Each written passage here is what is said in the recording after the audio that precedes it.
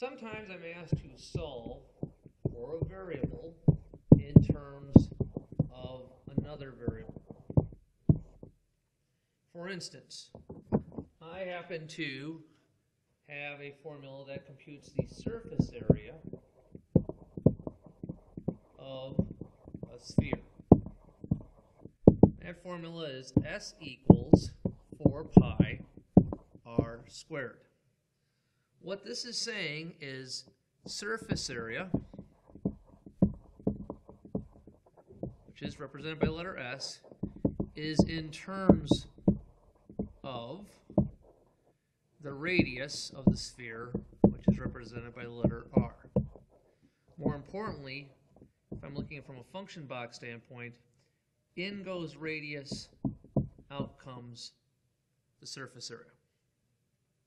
This is very helpful if I happen to know that my radius happens to be, let's say, 2 inches, which means my surface area will be 4 pi times 2 squared, which would be 16 pi inches squared of paint. If I happen to have a 5-inch radius for a sphere, which is quite large, that would be even significantly more paint, because 4 pi times 5 squared would be 100 pi inches squared of paint.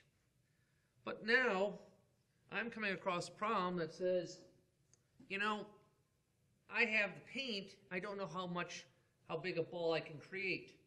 So in this respect, I'm actually coming along the lines as I know how much paint I have, which could be like having my S, and I'm interested in knowing what my R is. So I'm looking to write R in terms of S, or if you wrote it as a function, the R of S function.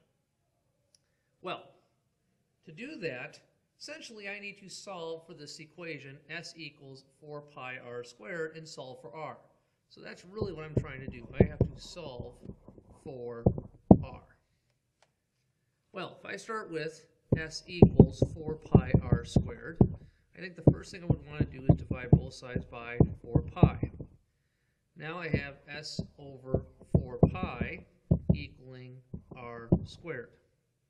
If I chose to square root both sides, I would then have r, technically in absolute values, equal to this radical S over 4 pi. But see, r, in this case, has to be positive, because, you know, all radii, I guess would be, are positive.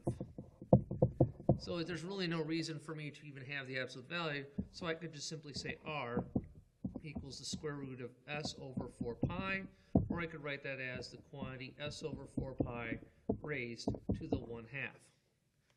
Now, when I actually plug in the amount of paint I have, which in this case, maybe my surface area I happen to know I have is, I don't know, we'll say 20 pi of paint, cubic square inches of paint.